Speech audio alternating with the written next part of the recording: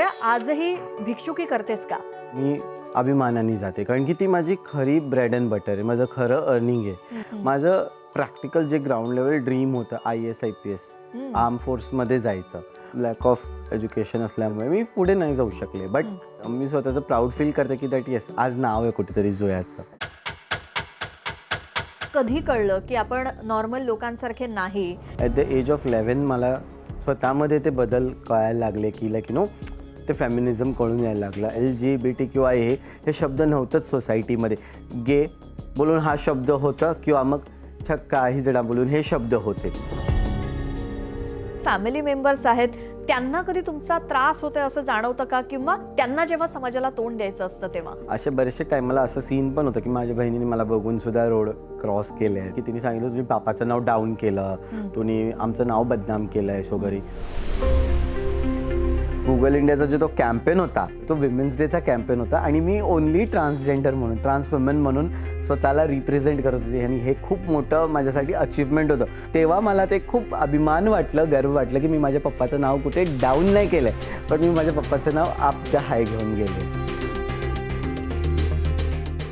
मी एक short film केली होती हिजडा शॉप की वरदान. तर त्या शॉर्ट फिल्मला चांगले व्ह्यूज गेले. तिथे एक छोटं अवॉर्ड फंक्शन होतं. ॲज अ ट्रान्सजेंडर म्हणून मला फर्स्ट टाईम त्या रंगमंचावरती त्यांच्या त्या स्टेजवरती बेस्ट ॲक्ट्रेस अँड ह्युमन बिंगचा अवॉर्ड भेटला होता.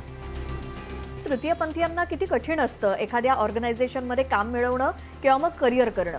It's very tough. LGBTQI कम्युनिटीची लोक आहेत तर त्यांना वॉशरूम्स यूज करायला सुद्धा त्रास व्हायचा. आपली जी जिद्द आहे त्या जिद्दवर निघर एकदम स्ट्रॉंग राहावा. जेव्हा ब्रीद आउट करतो आपण तेव्हा त्या वाईट अनुभवलं त्याच्याबरोबर ब्रीद आउट करा आणि जेव्हा ब्रीद इन करतो तेव्हा त्या पॉझिटिव्ह एनर्जीला ब्रीद इन करा. That yes I can do it, I will do it and I have done it. नमस्कार, मी श्वेता. न्यूज 18 लोकमतच्या नवरात्री विशेष आम्ही दुर्गा या कार्यक्रमात तुमचं मनापासून स्वागत. आज आपल्यासोबत एक अशी दुर्गा आहे जी आहे भारतातली पहिली transgender photo journalist Zoya Thomas Lobo. Zoya, खूप खूप स्वागत आम्ही दुर्गा या कार्यक्रमामध्ये. जोया थॉमस लोबो या मागची काय कहाणी आहे? म्हणजे हे नाव कसं? जोया थॉमस लोबो जोयाच्या पुढे थॉमस लोबो येण्याच्या पूर्वी जोयाच्या नावाच्या पुढे बरेचसे इतर सरनेम्स होते, जसे की जोया अन्सारी, जोया शेख. हे असे मी सरनेम्स वापरायची. का म्हणून तर मी ख्रिश्चन कम्युनिटीशी बिलॉंग करते आणि एका टायमापर्यंत असं होतं की मला थोडी भीती वाटायची की मी चर्चमध्ये जाऊ शकते का. मला प्रार्थना करण्याची इच्छा आहे, मला त्या परमेश्वराकडे जाऊन मागण्याची इच्छा आहे, म्हणजे मी प्रार्थना करू शकते चर्चमध्ये जाऊन वगैरे. पण मला असं वाटायचं तिकडचे लोक माझ्याशी कसे वागतील, त्यांची वागणूक कशी असणार, त्यांचं बिहेवियर कसं असणार. तर मी स्वतःला ना माझ्या त्या कास्टपासून स्वतःला लांब ठेवलं होतं. तर काही काळापर्यंत लोकांना असं वाटायचं की मी इस्लामिक कास्टची मधनं आहे, मी त्या कास्टमधनं वावरते, मी उठते बसते आणि मी त्या ह्याला फॉलो करते जास्त करून. तर त्या ह्याच्यात चालू होतं. तर एक दिवशी मी ट्रेनमध्ये भिक्षुकी मागायला जात असताना मला काही फिमेल सोशल वर्कर भेटल्या, त्याच चर्चमधल्या.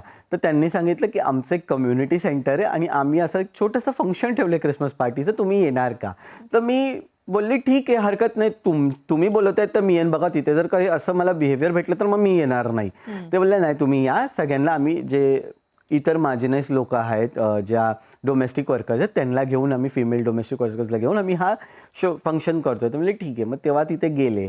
त्या चर्चच्या ज्या नन आहेत सिस्टर क्रिस्टल यांच्याशी मी भेटले. यांनी मला मग इंट्रोडक्शन यांच्याशी झालं. ह्यांच्याशी मग त्या बोलल्या मला तू एक दिवशी येऊन जोया ऑफिसमध्ये भेट. आणि त्या सिस्टरांनी माझ्याशी मराठीमध्ये संवाद केला. मग त्यांना मी सांगितलं सिस्टर असं असं आहे, मी कॅथलिक कम्युनिटीतनं आहे, मी ख्रिश्चन फॅमिलीतनं बॉर्न अँड ब्रॉटअप आहे वगैरे, माझं ख्रिश्चन कम्युनिटीमधनं बाळपण पूर्ण गेलं आहे. ते बोलले अच्छा असं आहे. तर मग त्यांनी मग मला चर्चचे जे मोठे फादर आहेत फादर लेन्सी त्यांच्याकडे घेऊन गेले. सन मायकल चर्च माहीमला त्यांच्याकडे नेलं आणि त्यांच्याशी काउन्सिलिंग करवली. मग जेव्हा फादरांबरोबर काउन्सिलिंग झाली, फादर बोलले तू बिंदास चर्चमध्ये ये, कोणी तुला नाही म्हणणार नाही, आम्ही आहात तुझ्यासोबत. मग त्यांनी मला इतर त्यांच्या चर्चच्या ॲक्टिव्हिटीजमध्ये इन्व्हॉल्व्ह केलं. जसे काही चर्चचे छोटे मोठे इव्हेंट असले तर त्यांना माहिती होतं मी फोटोग्राफी करते, तर त्यांनी मला फोटोज वगैरे काढायला बोलवले. ते करता करता स्लोली लोक ओळखायला लागले. अँड फ्रॉम देअर ऑनवर्ड्स मी ठरवलं, जेव्हा मला माझे इतर काही डॉक्युमेंट्स बनवायचे होते तर नाव काय द्यायचं. मग जोया थॉमस लोबो हे नाव दिलं आणि तिथनं तर एव्हरीवेअर माझं ते नाव स्प्रेड झालं जोया थॉमस लोबो, म्हणजे आर्टिकल्समध्ये वगैरे, बायलाईन्समध्ये वगैरे, आणि ती जर्नी स्टार्ट झाली माझी. जोया, आजही भिक्षुकी करतेस का? येस, आजही जाते मी. आणि भिक्षुकी मागायला जाणं म्हणजे हे मला काय असं हे नाही वाटत की मी आज एक एवढं मोठं नाव आहे माझं आणि की मी आज नाव असताना सुद्धा भिक्षुकी करायला जाते तर मला लाज वाटेल किंवा काय. पण नाही, मी अभिमानाने जाते, कारण की ती माझी खरी ब्रेड अँड बटर आहे, माझं खरं अर्निंग आहे. माझं असं म्हणणं आहे की आपण ज्या ग्राउंड लेवलमधनं उठून आज वर आलोय त्या ग्राउंड लेवलला कधी विसरलं नाही पाहिजे. बरं, मग ही एक आपण असंही करिअर करावं हे कधी वाटलं आणि कशात करायचं हे कधी ठरलं? बघ, खरं सांगू की मला करिअर हे मी करणार कधी वाटलं नव्हतं लाईफमध्ये वेगवेगळी करिअर पार्ट्सचे सर्कल्स होते, गोल्स होते. माझं प्रॅक्टिकल जे ग्राउंड लेवल ड्रीम होतं IAS IPS आर्म फोर्समध्ये जायचं, बट लॅक ऑफ एज्युकेशन असल्यामुळे, तेवढं हे नसल्यामुळे मी पुढे नाही जाऊ शकले. बट आज मी खूप स्वतःला अभिमान मानते की मी स्वतःचं प्राऊड फील करते की दॅट येस, आज नाव आहे कुठेतरी जोयाचं. आणि भिक्षुकी करताना सुद्धा लोकांपर्यंत कधी कधी माझे आर्टिकल्स फेसबुकच्या थ्रू, सोशल मीडियाच्या थ्रू किंवा इतर काही पोस्ट वगैरे जातात, त्या लोकांना कळतं की अरे ही ती. तर लोक मला असे स्क्रीनशॉट काढून ठेवतात त्यांच्या मोबाईलमध्ये, दाखवतात अरे वा आम्ही तुमचं हे बघितलं, ते मला बोलवतात. काही अशी लोक आहेत ज्यांनी कधी तेवढं हे नव्हतं केलं, ते बोलून बसवतात सोबत चाय पाजत. तर माझं असं कधी कधी मनात वाटतं की आज आपल्याकडे नाव फेम आहे म्हणून हे बोलवत आहेत, पण नाव फेम नसतं तर ह्यांनी बोलवलं असतं का? ह्यांनी आपल्याला दुराजगी केली असते आपल्यापासून. भिक्षुकी कुठे करतेस? मी आपल्या मुंबई या शहरात जिथे मी राहते, म्हणजे जसं दादर एरिया झाला, वेगवेगळ्या एरियाजमध्ये वेगवेगळ्या वाराला आम्ही जातो दुकान मागायला. तसं ह्याच्या पहिले लोकल ट्रेनमध्ये करत होते, पण आता मी शॉप्स टू शॉप्स म्हणजे दुकानात जाते मागायला. मग तेव्हा असं लोक ओळखतात की अरे ही जोया? येस, लोक ओळखतात, विचारतात की फोटोग्राफी नाही करत का, काय आहे काय नाही. मग मी त्यांना सांगते की सध्या काही असाइनमेंट्स नाही आहे हातामध्ये, का असेल तर जाते मी करायला. तर काही लोकांबरोबर कॉन्टॅक्ट होते. आता तर मी एक नवीन स्टार्ट केलं की मी कधी भिक्षुकी करताना जसे डेकोरेशनचे दुकान आहे, जसे जिथे आपल्याला ते हॅपी बर्थडेचे काही डेकोरेटिव्ह आयटम्स वगैरे हे भेटतात किंवा बलून्स वगैरेचे, तर मी माझे व्हिजिटिंग कार्ड सोबत कॅरी करते आणि त्यांना माझं व्हिजिटिंग कार्ड देते आणि त्यांना सांगते की तुम्हाला कधी कोणी फोटोग्राफीसाठी अप्रोच केलं तर तुम्ही मला सांगा, माझा नंबर त्यांना द्या. इव्हन मी फोटो स्टुडिओजवाल्यांना सुद्धा अप्रोच करते की मी सुद्धा फोटोग्राफी करते, एक्सपोजिंगसाठी काही काम आलं तर सांगा. तर आत्ता रिसेंटली मी भिक्षुकी करायला जोगेश्वरी या एरियामध्ये होते. त्या 2 फोटो स्टुडिओ आहेत आजूबाजूला, तर त्या दोघांच्या एकाकडे गेले. मी त्याच्याशी बोलत होते, तर तो एखाद्या फोटोला रिपेअर करत होता. खूप जुना फोटो आहे. मी त्याला बोलते AI किती पुढे गेलंय, AIचे सॉफ्टवेअर्स वापर, जशाने हे सगळं होईल. म्हणजे फोटोग्राफी म्हणजे फोटो एक्सपो येतो इथे आपला नेस्कोला होते, तर तिथे खूप सारे स्टॉल्स येतात. आपण जाऊन कॅमेराज, लाईट्स आणि हे बघतो, बट वेबसाईट्सवाले वगैरे व्यक्ती येतात, त्यांचे स्टॉल्स असतात, आपण त्यांना भेटत नाही. तो आपको कैसा मालूम है, आप भी जाते क्या? म्हणजे हाँ मैं भी जाती हूँ, करती हूँ. म्हणजे आपको मालूम है मेरे बारे में, मैं भी फोटोग्राफी करती हूँ. तर अच्छा. मग मी गुगल ओपन करायला लावलं आणि म्हणजे माझं नाव टाक. ते नाव वाचलं, माझं बघितलं, माझे आर्टिकल्स बघितलं, हैराण झाला.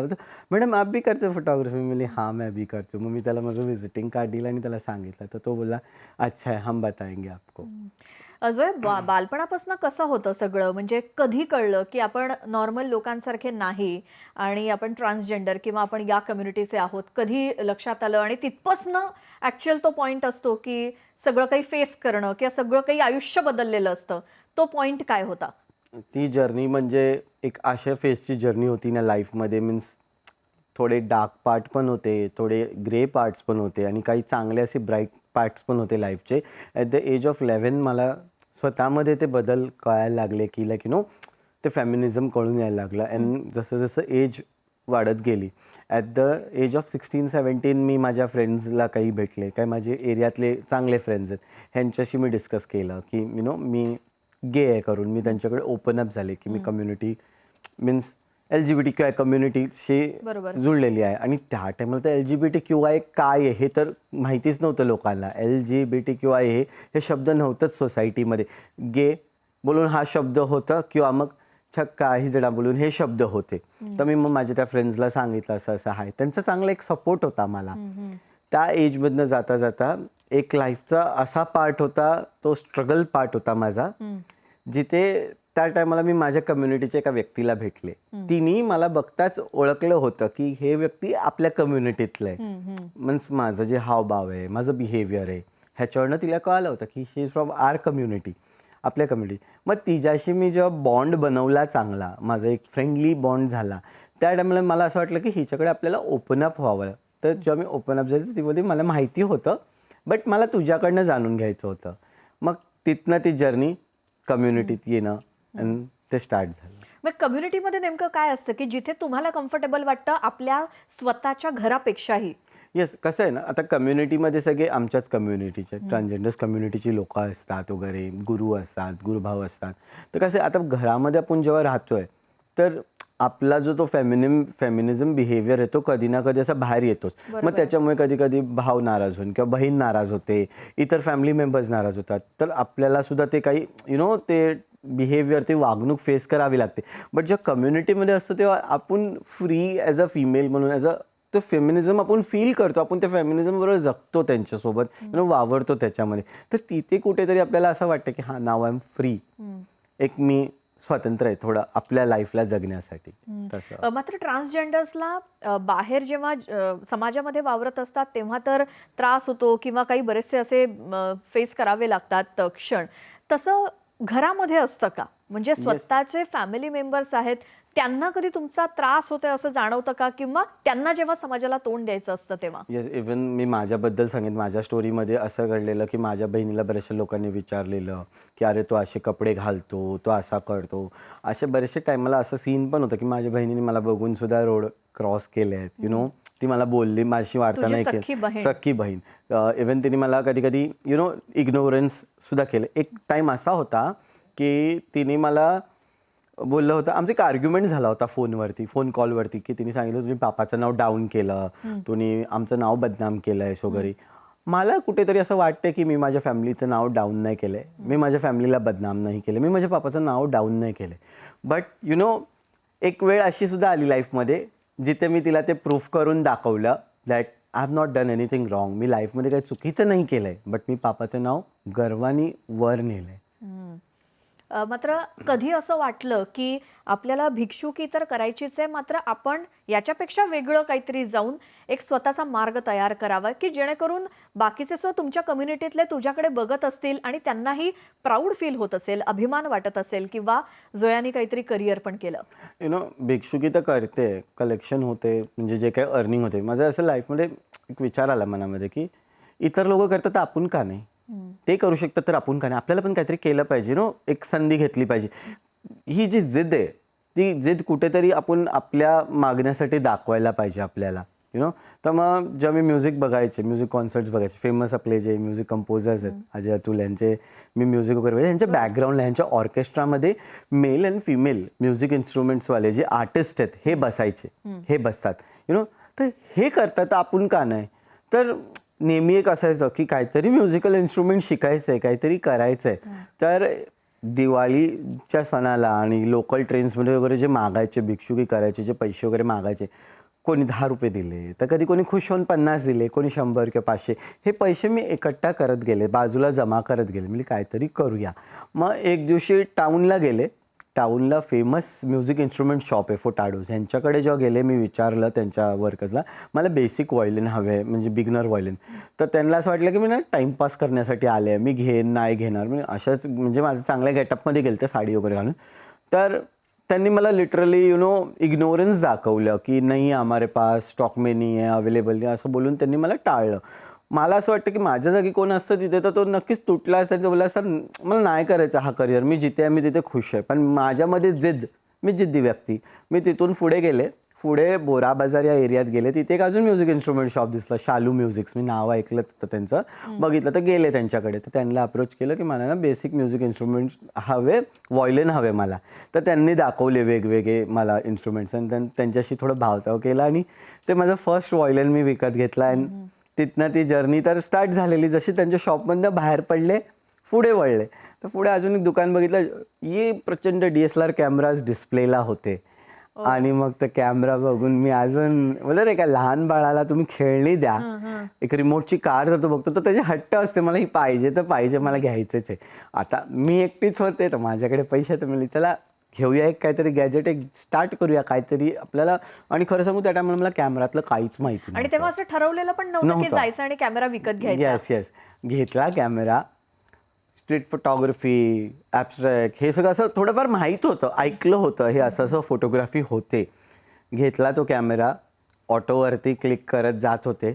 करता करता करता खूप काही शिकायला भेटलं त्याच्यामध्ये. बरेचसे लोक भेटले, गाईड करणारे, मेंटॉरिंग करणारे, आणि तिथनं ती जर्नी स्टार्ट झाली ॲज अ बरं, फोटोग्राफर. मग कॅमेरा तर आलाय हातामध्ये, मात्र त्याचा वापर कसा करायचा? म्हणजे तो एक हौस म्हणून किंवा छंद म्हणून वापरायचा, की त्याचा पैसे कमवण्यासाठी आणि करिअरमध्ये वापर करायचा, हे कधी ठरलं? आता कसं झालं की मी ॲज अ फोटो जर्नलिस्ट म्हणून घडायच्या पहिले मी एक शॉर्ट फिल्म केली होती, हिजडा शॉप की वरदान. बरं. तर त्या शॉर्ट फिल्मला चांगले व्ह्यूज गेले. तिथे एक छोटं अवॉर्ड फंक्शन होतं.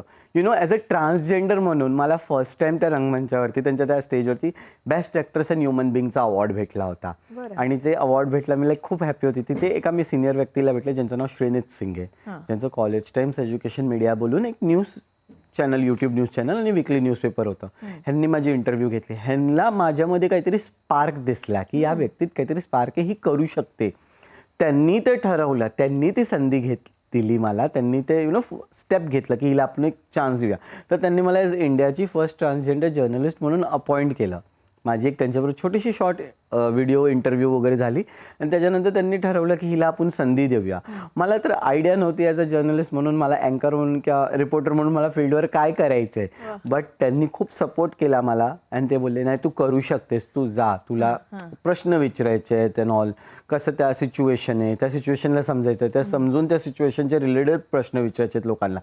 मी ID कार्ड घेतलं, ऑफर लेटर घेतला, बॅगेत ठेवलं, आणि परत आपली निघाली, आपली तेच भिक्षुकीवाली जर्नी आपली चालू होते.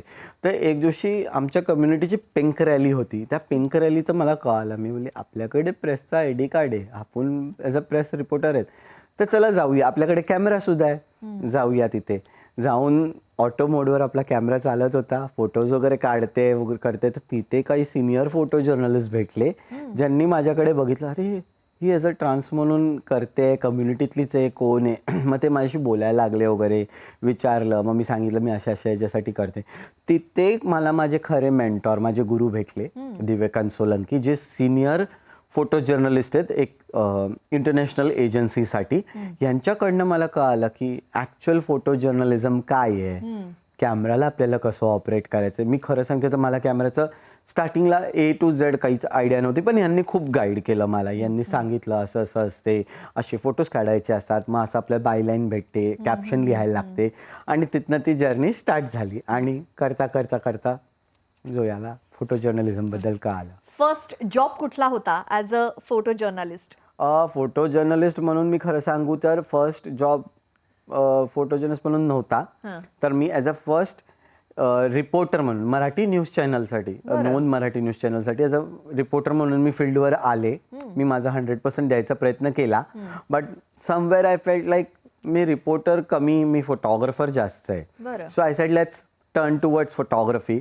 बट मी मानते की त्या सरांनी मला ती संधी दिली पुढे येण्याची, आणि त्याच्यानंतर पोलीस चित्रपट हिंदी न्यूजपेपर यांच्याबरोबर ॲज अ फोटो जर्नलिस्ट म्हणून मी आज फ्रीलान्स करते, आणि माझा तो first job as a photo journalist म्हणून त्यांच्याबरोबर मी करतो. जसे तुमचे मेंटॉर तुम्हाला भेटले तसं प्रत्येक जण म्हणजे चांगलीच भेटेल असं सांगता येत नाही संपूर्ण जर्नीमध्ये. मात्र ज्या वेळेला ॲज अ एम्प्लॉई म्हणून समजा एखाद्या ठिकाणी काम करायचं आहे, तर आपली मार्गदर्शक आपल्यासाठी चांगली असेलच, मात्र जे आपले कलिग्स असतात किंवा आपल्या आजूबाजूला जे लोक असतात ते एक ट्रान्सजेंडर म्हणून आणि एक एम्प्लॉई म्हणून कशा पद्धतीनं बघतात, असे काही अनुभव आले का? कसं होतं की आमचं जो आता फील्ड आहे फोटो जर्नलिस्टचा, तो थोडा मेल डॉमिनेटिंग फील्ड आहे. तर मला कुठेतरी असं वाटायचं की हे आपल्याशी XYZ टाईप ऑफ वार्ता तर करणार नाहीत, की ट्रान्स आहे म्हणून मला काही बोलतात ना सिम्पथी टाईपवाल्यामध्ये घेतील का त्या ह्याच्यामध्ये. पण तसं काही नव्हतं. They gave me a equal space. आजही म्हणजे माझे सिनियर्स जेवढे आहेत फील्डवरती आहे, वेगवेगळे न्यूजपेपर्ससाठी किंवा एजन्सीजसाठी ते फोटोग्राफी करतात ॲज अ फोटो जर्नलिस्ट, ह्यांनी मला इक्वल स्पेस दिला. इथनं मला अजून प्रोत्साहन भेटलं, मला ते एक मोटिवेशन भेटलं की येस आपल्याला करायचं आपलं. आणि अजूनही खरं सांगते की हे सिनियर्स मला एवढे गाईड करतात फील्डवरती. मी कधी कुठे जर थोडीफार सेटिंग्स विसरले किंवा काय, सर असं असं आहे, हां हे असं नाही असं कर तू. काही जर न्यूज रिलेटेड मला इन्फॉर्मेशन हवे आहे की सर हे क्रॉस व्हेरिफिकेशन करायचं आहे, सर असं आहे काय आहे, हां जो आहे ये कर.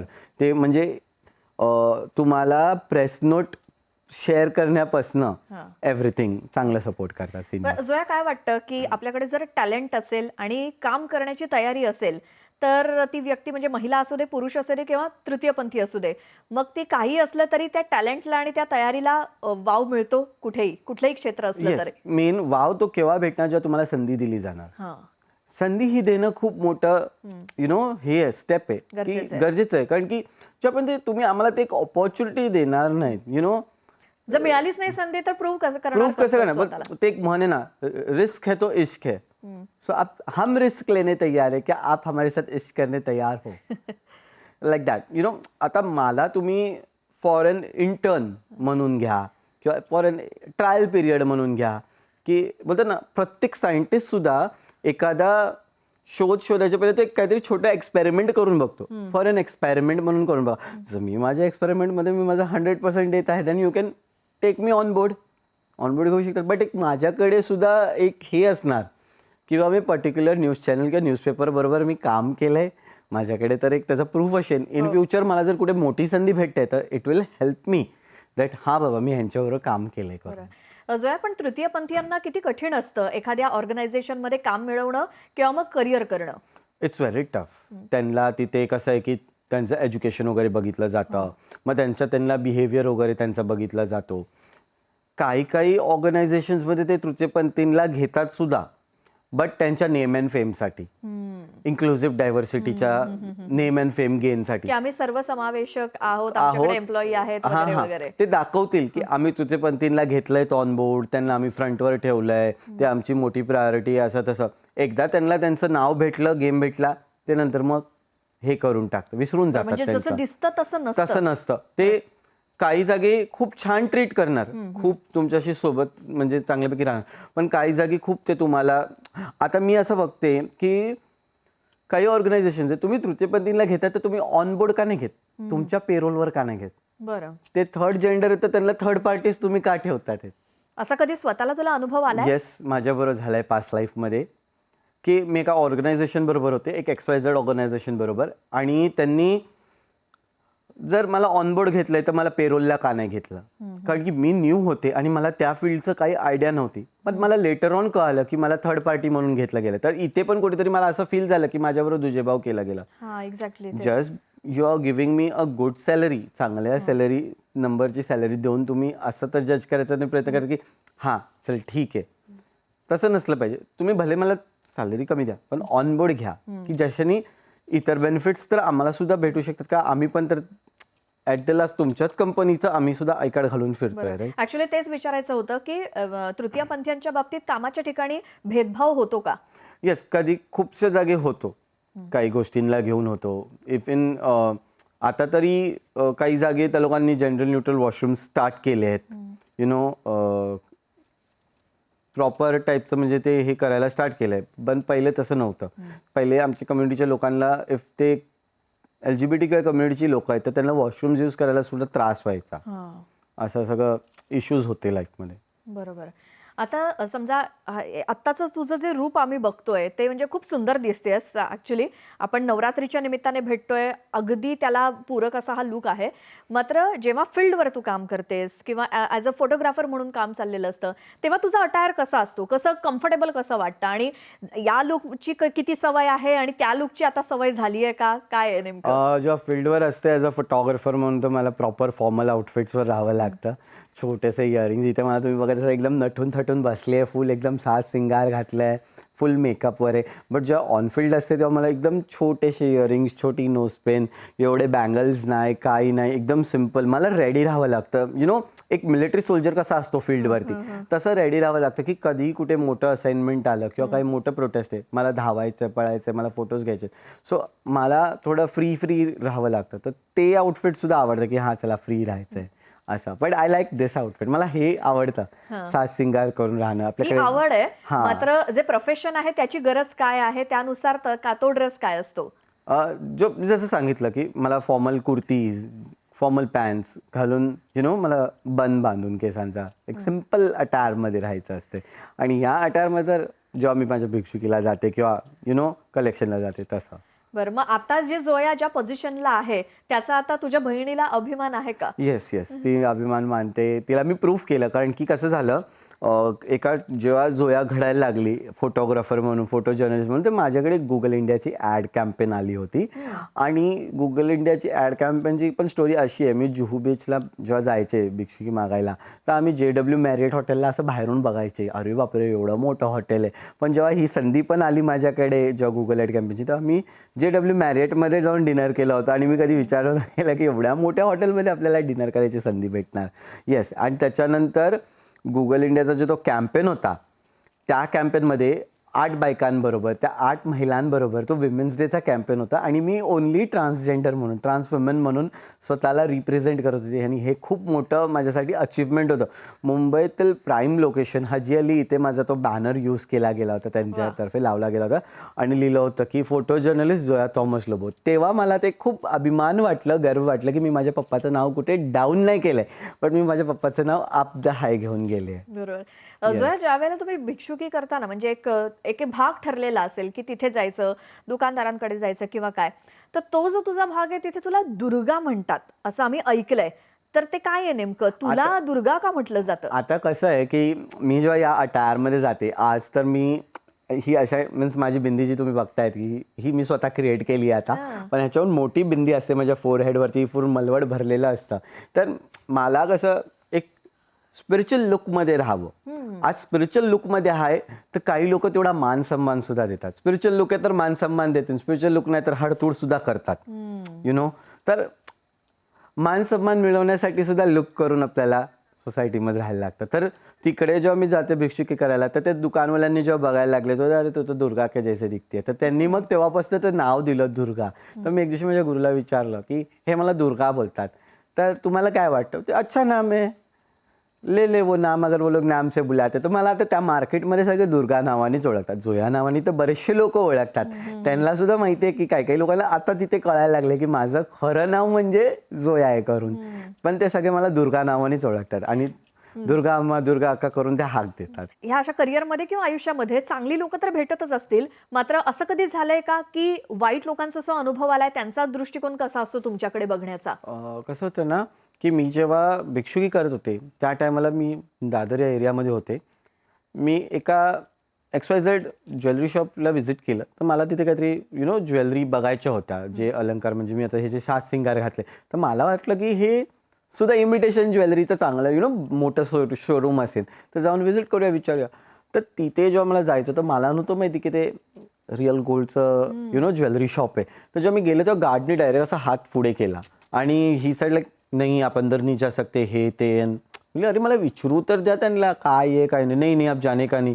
इथे सुद्धा असं एक वाईट एक्सपिरियन्स आला. इवन एक वेल नोन स्नॅक्स कॉर्नर आहे ते मला आता समजा ऑर्डर करायचं होतं, कारण की आमचं कलेक्शन झालं, भूक लागलेली. तर मी त्यांना ऑर्डर देऊया, पार्सल काउंटरवर मी उभी आहे. तर मी ऑर्डर देण्यासाठी उभी आहे, ती व्यक्ती तिकडचा स्टाफ मला म्हणतं की रुके मैं छुट्टा लेके आती हूँ. तर मी त्या टायमाला त्या व्यक्तीला करेक्ट केलं. मी तिला म्हणलं this is not the way you treat a person. I am here to buy something and you are treating me as a person who has come to ask alms to your shop. This is not the right way. You should tell your employees that, म्हणजे तिच्या मॅनेजरला मी सांगितलं की तुझ्या एम्प्लॉईजला तू इन्क्लुसिव्हिटीच्या बद्दल सांग, काय आहे काय नाही, जेंडर सेन्सिटायझेशनच्या बद्दल सांग. की असं नसतं की प्रत्येक येणारी व्यक्ती भिक्षुकीच नाही मागायला आली, ती आपली एक कस्टमर सुद्धा असू शकते. मला विचार मी कशासाठी आली आहे, माझी ऑर्डर आहे का, किंवा मी काय मागायला आले तुझ्याकडे बरोबर आहे. सगून. ही चौकशी हां, करणं खरं गरजेचं खरं होतं. गरजेची आहे. तर हे असे प्रसंग येत राहतील हे तुझ्यासोबत काय आणखी बऱ्याच जणांसोबत सुद्धा असं घडत असेल, त्याला हे तोंड द्यावंच लागतं. मात्र ज्या वेळेला आपण म्हणतो ना की जोया काय शिकली आहे किंवा शिक्षण झालं, त्यानंतर पुढे काय करायचं हे सगळं ठरवलं, तुला किती भाषा बोलता येतात, त्याचा कसा वापर तू तुझ्या कामामध्ये करतेस किंवा तुझं इम्प्रेशन त्यामुळे पडतं. जसं आत्ता एखाद्यासोबत तू तुझं अस्त्र वापरलंस आणि लगेच समोरच्याला गप्प केलं असशील, तर ह्याचा सगळ्याचा फायदा होतो. येस, ह्याचा फायदा होतो. कारण की मी सांगू तुला खरंच, बऱ्याचशा वेळी काही लोकं आम्ही जेव्हा जातो बोलतात वगैरे, तर ते लोकांना जसं मी सांगितलं तुला, इंग्रजीमध्ये त्या लोकं आमच्याशी म्हणजे आम्हाला त्यांना असं वाटतं ह्यांना कळणार नाही, तर मग ते इंग्रजीमध्ये काही ना काही कमेंट्स पास करतात. मग त्या टायमाला इंग्लिश हे जी लँग्वेज आहे, हे माझ्यासाठी खूप मोठं ब्रह्मास्त्र आहे. मी लोकांना असं वाटतं की माझ्या बोलण्याने त्यांना वाटतं मी ग्रॅज्युएट आहे किंवा मी खूप शिकले, पण मी 5वी क्लासपर्यंत शिकले, बट मी कॉन्व्हेंट मीडियममधनं शिकले. तर त्याच्यामुळे माझं इंग्लिशवरती चांगला कमांड आहे, माझी फ्लुएन्सी आहे. तर जेव्हा एखाद्या वेळी काही कमेंट पास करतो, मग तेव्हा त्या व्यक्तीला त्याच लँग्वेजमध्ये मी रिटर्न उत्तर देते. त्या टायमाला त्या व्यक्तीचं हावभाव बघण्यासारखं असतं, ते सायलेंट होऊन जातात एकदम. आता बरोबर आहे, ही भाषा किंवा तुला येत असलेल्या भाषा हे तुझं प्लस पॉईंटच आहे. आणि ज्या वेळेला एक फोटोग्राफर म्हणून किंवा एक जर्नलिस्ट म्हणून फील्डवरती जेव्हा उतरावं लागतं, जेव्हा काम करावं लागतं, तेव्हा सगळीकडनं सपोर्टच मिळेल असं काही सांगता येत नाही. कारण एखाद्या ऑफिसमध्ये जर काम केलं तर 4 दिवस लोकांना आश्चर्य वाटेल की एक तृतीयपंथी आपल्यासोबत काम करते. मात्र जेव्हा फील्डवर काम करतो तेव्हा रोज वेगळी ठिकाणं, रोज वेगळ्या व्यक्ती, त्यामुळे रोज वेगळ्या रिॲक्शन्स. ह्याची आता सवय झाली आहे. कसं उत्तर देते त्या सगळ्या लोकांना? कसं असतं की कधी कधी लोकांना माहिती आहे, काही जे आता माझ्या मुंबईतले लोक आहेत त्यांना माहिती आहे, ही जोया आहे. काही काही रिपोर्टर्स, नवीन रिपोर्टर्स येतात न्यूज चॅनल्समधले, ते बोलतात, अरे आप फोटोग्राफी करते हो, आप इसमें हो, आपका नंबर मिलेगा क्या, आपके साथ एक स्टोरी करेंगे. मग ते स्टोरीसाठी बोलवतात, इंटरव्ह्यूज करतात. मग त्यांना कळतं की त्यांना वाटते की ही एक जर्नी. मग काही सिनियर म्हणजे जे रिपोर्टर्स वगैरे आहेत ते मला इंट्रोड्यूस करतात. एक किस्सा तुला सांगते. लालबाग राजाचं विसर्जन होतं आणि मला तिथे फोटो घ्यायचा होता. आता माझ्याकडे नुसतं प्रेस आय डी कार्ड होतं, पण माझ्याकडे मंडळाचं अधिकृत ID कार्ड नव्हतं. त्या टायमाला इलेक्ट्रॉनिक मीडियाचे काही रिपोर्टर्स होते, यांच्या ओळखीनी, यांच्या हेल्पनी मला वर येण्यासाठी भेटलं त्या पोडियमवर आणि मला तो फोटो काढण्यासाठी भेटला. तर इथे कुठे मला एक ओळख म्हणून आणि त्या सपोर्टनी मग त्या एका फिमेल रिपोर्टरनी मला ओळखलं, म्हणून तिने वर बोलवून घेतलं. मग ते बाकीचे विचारतात ती कोण आहे, मग तिने त्यांना इंट्रोड्यूस करून दिला, ही जोया आहे आणि ही सुद्धा आपली एक पत्रकार आहे आणि आपल्यासोबत फील्डवर असते. तर हे असे इंटरॅक्शन्स होत असतात लोकांबरोबर. जोया, तू कित्येक ट्रान्सजेंडरसाठीच नाही तर इतरांसाठी सुद्धा, इतर महिलांसाठी सुद्धा प्रेरणा आहेस. कारण भिक्षुकी करणं हे पूर्ण वेगळी बाजू आहे आणि ते करत असताना आपलं करिअर करणं ही सुद्धा एक खूप चांगली गोष्ट आहे. त्यामुळे एक आपण नवरात्रीच्या निमित्तानं बोलतोय, तर एक दुर्गा म्हणून अनेक जणी तुझ्या रूपातनं बघत असतील आणि तू दिसतेही तशीच छानपैकी. तर तुझ्या आयुष्यातली अशी एक दुर्गा आहे का की जिच्याकडे बघून तू हे सगळं शिकतेयस, प्रेरणा घेतेयस किंवा छान वाटतंय? मी खरं सांगू तर माझ्यासाठी जी माझी बेस्ट फ्रेंड आहे प्रेक्षा मालू, ही एका न्यूजपेपरची एक्स जर्नलिस्ट आहे. ही माझी फ्रेंड आहे.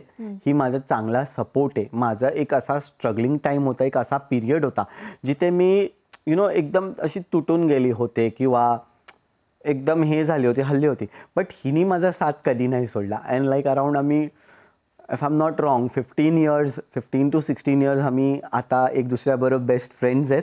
मी जसं तुला सांगितलं मध्ये की ते पिंक रॅली मी जी कव्हर करायला गेलते, ही सुद्धा तिथे ती रॅली अटेंड करायला आलते, कारण की ती जर्नलिस्ट आहे, ती आर्टिकल्स लिहायचे. मी ती रॅली कव्हर करून झाल्याच्या नंतर मी परत चेंज करून ट्रेनमध्ये भिक्षुकी मागायला आले आणि तिथे माझी ट्रेनमध्ये प्रेक्षाशी भेट झाली.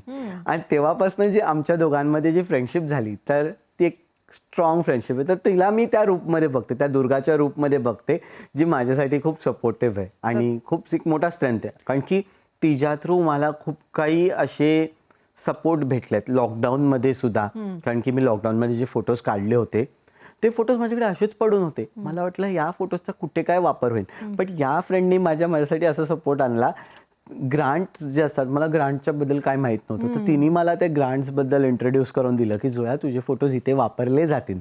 So she is really a good, म्हणजे ती स्ट्रॉंग दुर्गा आहे माझ्या पाठी, माझ्या बॅकबोन सारखी. बरोबर. जोया, आणखीन पुढे भविष्यामध्ये असं काही खूप काही करायचंय किंवा काही असं आहे डोळ्यासमोर की नाही आता आपल्याला हे करायचंय ते करायचंय किंवा अजून पुढपर्यंत आज पोहोचायचंय? जोया जर इंडियाची फर्स्ट ट्रान्सजेंडर फोटो जर्नलिस्ट आहे, तर जोयाच्या माइंडमध्ये सध्या अजून एक काहीतरी विचार चाललाय. ते सध्या सिक्रेट आहे, मी ऑन कॅमेरा रिव्हील नाही करणार. बट नक्की लवकरच त्याच्यासाठी पण स्ट्रगल चालू आहे सध्या. त्याचं पण धावपळ चालू आहे. तो पण एक पार्ट आहे माझ्या लाईफचा. बट आय नो मी मग त्याच्यात सुद्धा जसं मी फोटोग्राफीमध्ये आज 100% दिलंय, त्या फील्डमध्ये सुद्धा मी 100% देईन. आणि त्या फील्डमध्ये सुद्धा जोया ही इंडियाची फर्स्ट XYZ बनून दाखवेल असेल. बरं जोया, इतक्या यशाच्या शिखरावरती तू पोहोचलीस किंवा काही वर्षांनी तू खूप यश मिळवलंस, तर मग तेव्हा भिक्षुकी करणं थांबेल का? जर इन फ्युचर येणाऱ्या टायमामध्ये जर मोठमोठे एजन्सीज आहेत, जे न्यूज एजन्सीज आहेत किंवा न्यूज चॅनल्स, न्यूज पेपर्सचे जे एजन्सीज आहेत, ह्यांनी जर मला संधी दिली, ह्यांनी जर मला ॲज अन फोटो जर्नलिस्ट म्हणून एम्प्लॉयमेंट दिलं, तर कदाचित मी भिक्षुकीकडे ब्रेक घेऊ शकते. का? मला एक डिग्निटीची इन्कम भेटेल, एक मंथली अर्निंग इन्कम भेटेल, एक मंथली पेड सॅलरी असेल मला, तर मी कदाचित भिक्षुकीकडे ब्रेक घेऊ शकते. भिक्षुकी ही ट्रेडिशन म्हणून केली जाते की पैसे कमवण्यासाठी? भिक्षुकी ही मी बोलते एक ट्रेडिशन सुद्धा म्हणू शकते. पैसे कमवण्यासाठी नाही, बट एक लाईव्हलीहूड, एक अर्निंग आहे. आज जर मला डिग्निटीची अर्निंग भेटते माझ्या डेली ब्रेड अँड बटरसाठी, माझ्या घराच्या रेंटसाठी, तर मी का जाऊ भिक्षुकीसाठी? बरोबर. मी पण एक डिग्निटीची अर्निंग करेन. पण जर माझ्याकडे आज समोरून डिग्निटी अर्निंग नाही आहे, तर मला तर भिक्षुकीच करून माझं पोट बघायचं आहे. जर ट्रान्स कम्युनिटीला ती डिग्निटीची पोझिशन दिली जाईल, तर ते सुद्धा खूप काही करू शकतात. जर कित्येक अशा ट्रान्सजेंडर किंवा तुझ्या मैत्रिणी असतील ज्या कमी वयाच्या आहेत आणि तुझ्याकडे एक प्रेरणा म्हणून बघतायत, तुझ्यासारखं काहीतरी त्यांनाही करायचंय, फक्त भिक्षुकी नाही तर करिअर करायचंय आणि आयुष्यात पुढे जायचंय, भले तृतीयपंथी का असेनात, त्यांना आज आम्ही दुर्गाच्या माध्यमातून काय सांगशील? मी त्यांना तर एकच संदेश देऊ इच्छिते की आपली जी जिद्द आहे त्या जिद्दवर निडर एकदम स्ट्रॉंग राहावा. आपल्या लाईफमध्ये संधी शोधत राहावा, तुम्ही पुढे जात राहावा. कुठे ना कुठेतरी आपल्याला ती संधी भेटणार आहे. आज जर मी ती संधी मिळवली आहे, जर आपण जिद करतो एखाद्या गोष्टीसाठी, तर आपण आपल्या टॅलेंटला शोकेस करण्यासाठी, आपल्या टॅलेंटच्या बेसवरती आपलं काम शोधण्यासाठी का नाही आपण जिद करू शकतो. येणाऱ्या टायमात आपल्याला ती संधी भेटेल. लोकांकडे आपल्याला अप्रोच करायचं की चला तुम्ही आम्हाला भिक्षुकी नाही देतात ना, तर आम्हाला ते डिग्निटीचं जॉब द्या. भले काही वाईट अनुभव आले तर त्याच्यावरती कसं ओव्हरकम करायचं? मग वाईट अनुभव आले तर माझं एक म्हणणं आहे की 5 मिनिटाचं मेडिटेशन करा, ब्रीद इन ब्रीद आउट करा. आणि त्या वाईट अनुभवला बोलतात ना, एक समुद्राची येणाऱ्या लाट, जी लाट येते आपल्याकडे ती येऊन जाते. जेव्हा ती येऊन जाते त्या टायमाला त्या वाईट अनुभवला त्याच्याबरोबर रिलीज करा. जेव्हा ब्रीद आउट करतो आपण, तेव्हा त्या वाईट अनुभवला त्याच्याबरोबर ब्रीद आउट करा. आणि जेव्हा ब्रीद इन करतो तेव्हा त्या पॉझिटिव्ह एनर्जीला ब्रीद इन करा, that yes I can do it, I will do it and I have done it. ह्याच्याने आपलं क्या बात आहे. स्टार्ट करा. जेव्हा तू इथे आलीस आणि आमच्याशी खूप छान गप्पा मारल्यास आणि त्याही मनमोकळ्या दिलखुलास, त्याबद्दल खूप खूप धन्यवाद. मी खरंच तुमच्या चॅनलची खूप मोठी आभारी आहे की तुम्ही मला ही संधी दिली तुमच्या रंगमंचावर येऊन लोकांशी आणि तुमच्याशी संवाद करणं, माझी जर्नी शेअर करण्यासाठी. आणि लोकांपर्यंत हे मेसेज जाईल. आणि आफ्टर या इंटरव्ह्यूच्या नंतर बरेचसे लोकांचे मला मेसेजेस येणार आहेत. बरेचसे लोक मला टीव्हीला बघतील तर ते बोलतील, अरे आम्ही तुला टीव्हीवर बघितलं, आम्ही तुझी स्टोरी बघितली. आय होप या इंटरव्ह्यूच्या नंतर इतर जे एजन्सीज किंवा काही आहेत त्यांनी मला ती ऑपॉर्च्युनिटी द्यावी. बिलकुल, नक्की. आणि त्यासाठी तुला खूप खूप शुभेच्छा सुद्धा. Thank you so much. खूप छान गप्पा झाल्या जोया, खूप खूप धन्यवाद. आणि यासोबतच वेळ झाली आहे न्यूज 18 लोकमतच्या नवरात्री विशेष आम्ही दुर्गा या कार्यक्रमात आत्ता इथेच थांबण्याची. नमस्कार.